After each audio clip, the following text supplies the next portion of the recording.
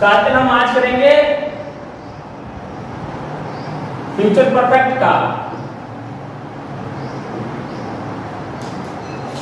Future perfect वो tense होता है जिसमें कोई कार्य भूतकाल में समाप्त होना पाया जाता है एक निश्चित समय तक, एक तय दिया गया समय तक। जैसे कल इस समय मैं जयपुर जा चुका हूँगा, कल इस समय मैं अपनी किताब लिख चुका हूँगा, कल इस समय मैं सो चुका हूँगा।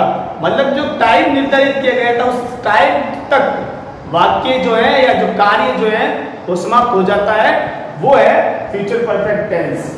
अब फ्यूचर परफेक्ट टेंस की हिंदी पहचान क्या है वो देखिए, हम लिखते हैं यहाँ पे हिंदी वाक्यों के अंत में आ होगा,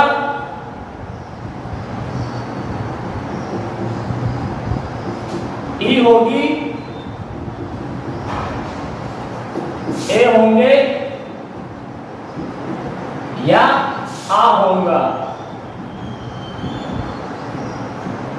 या ई होंगी। आ होगा मतलब चुका होगा, चुकी होगी, चुके होंगे या फिर चुका होगा।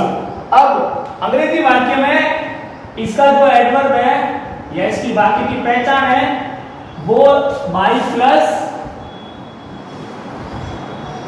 टाइम।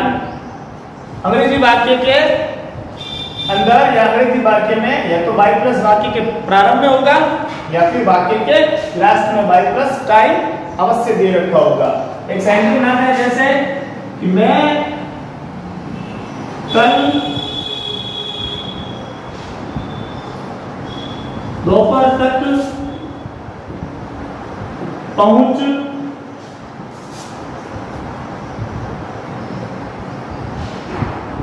चुका होऊंगा। मैं कल दोपहर तक पहुंच चुका होऊंगा। अब इसे देखिए, होऊंगा, आ चुका। अब इस अंग्रेजी वाक्य को या इस हिंदी वाक्य को अंग्रेजी में ट्रांसलेट करने के लिए अफर्मेटिव सेंटेंस को कौन कौन से स्टेप्स को फॉलो करना पड़ेगा वो देखिए। सब्जेक्ट प्लस विल या शैल प्लस परफेक्ट टेंस के हैव और परफेक्ट कंटिन्यू को छोड़कर कोई भी हो, मैन वर्ब की third form object plus subject plus will shall plus have plus main verb की थर्ड फॉर्म ऑब्जेक्ट और by plus time. By plus time आप वाक्य के शुरू में भी लिख सकते हैं। अब मैं कल दोपहर तक पहुंच चुका हूँगा, इस हिंदी वाक्य को इस सेंटेंस स्ट्रक्चर से हम अंग्रेजी में ट्रांसलेट करेंगे। तो पहले सब्जेक्ट आई और आई के साथ में शैल, फिर हैव, फिर मैन वर्ब की थर्ड फॉर्म पहुंचना रीच और थर्ड फॉर्म हो गई रीच। तो आई शैल हैव रीच्ड, फिर उसके बाद में ऑब्जेक्ट इसमें नहीं है, फिर समय कल दोपहर तक, टुमारो या बाय टुमारो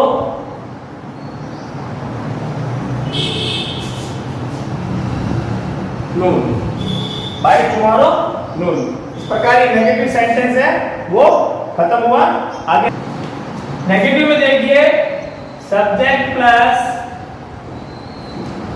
विल या shall plus not plus have plus main verb की थर्ड फॉर्म, फिर ऑब्जेक्ट, फिर बाय प्लस टाइम।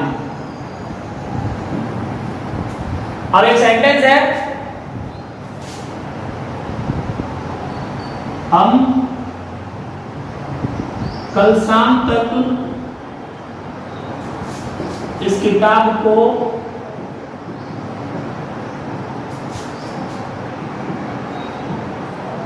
नहीं पढ़ चुके होंगे। हम कल शाम तक इस किताब को नहीं पढ़ चुके होंगे।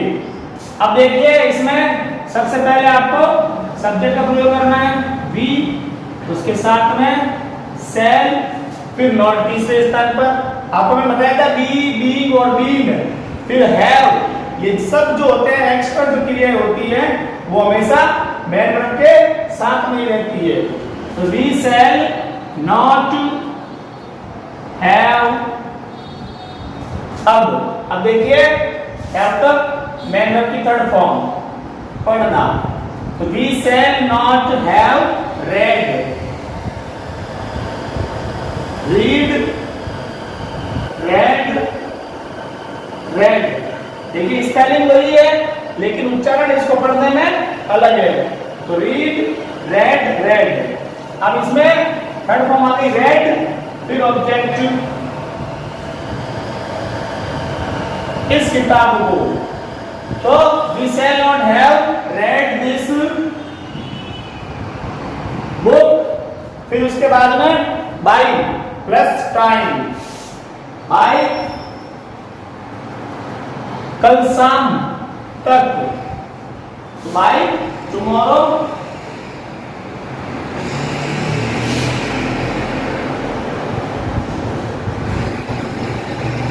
इवनिंग।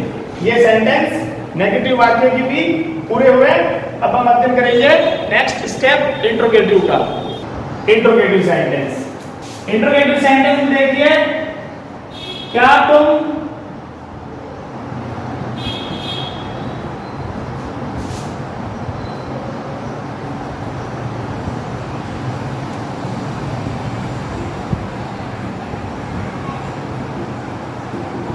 सितंबर 2020 तक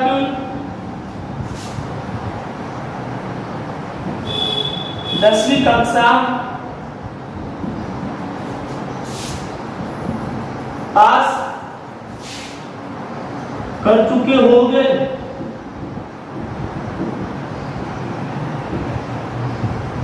क्या तुम सितंबर 2020 तक 10वीं कक्षा पास कर चुके होंगे। देखिए सब्जेक्ट तुम, इसके लिए विल का प्रयोग कीजिएगा। हेल्पिंग वर्ब विल, विल के साथ में subject. Will you have, third form pass, passed, will you have passed class 10th by time. Time क्या है? सितंबर 2020।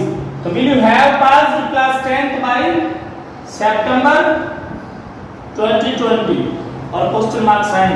इस प्रकार से ये इंट्रोगेटिव सेंटेंस भी समाप्त होता है। आगे हम नेगेटिव वाक्य को पढ़ेंगे।